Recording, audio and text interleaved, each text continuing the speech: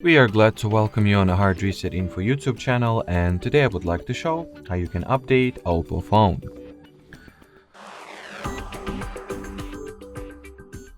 So to start, we will need to launch the settings app, then scroll it all the way down and enter the about device category.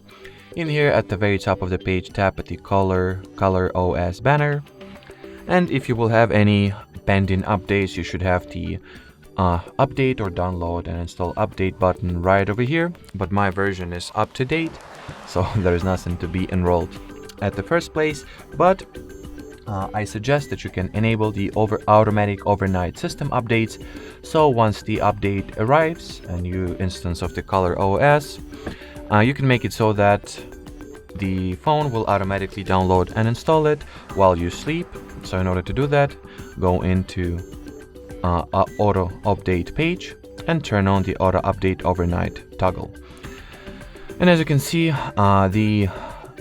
no mobile data will be used, and the updates will be automatically installed between 2 a.m. and 5 a.m. when your device is not being used. So that's a very convenient feature. Alrighty, so that would be it for this video. Thanks for watching, and bye bye.